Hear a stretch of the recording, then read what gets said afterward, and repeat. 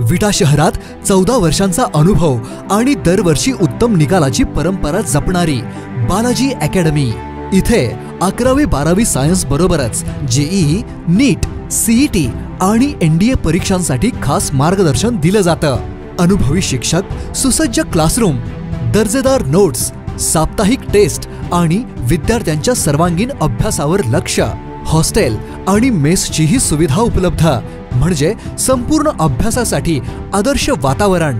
इयत्ता 11वी व 12वी प्रवेश सुरू। त्वरा करा, प्रवेश मर्यादित। शिवप्रताप गोल्ड टॉवर शेजारी, अमोल स्टेशनरीच्या वरती, विटा। तुमचं यश आमचं ध्येय। बालाजी अकॅडमी विटा, आजच प्रवेश घ्या।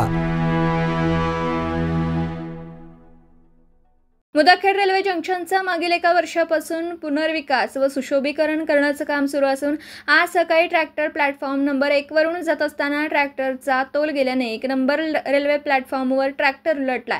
काही काळासाठी रेल्वे वाहतूक ठप्प केली गेली।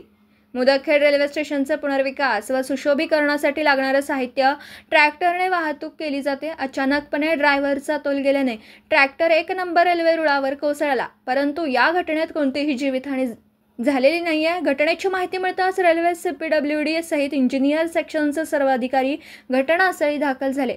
उलटलेल्या ट्रॅक्टरला वर काढण्याचं काम सुरू करत रेल्वे वाहतूक पूर्ववत होण्यासाठी प्रयत्न करत असल्याची माहिती आहे। रेल्वे स्टेशनवर ट्रॅक्टर उलटला असल्याची माहिती कळताच रेल्वे स्टेशनवर उपस्थित प्रवाशांसह शहरातील नागरिकांनी बघण्यासाठी मोठी गर्दी केली होती। तालुका मुदखेड, जिल्हा नांदेडहून प्रतिनिधी अतिक अहमद। दिवसभरातील घडामोडींचा आढावा घेण्यासाठी पाहत रहा N24 मराठी न्यूज चॅनल।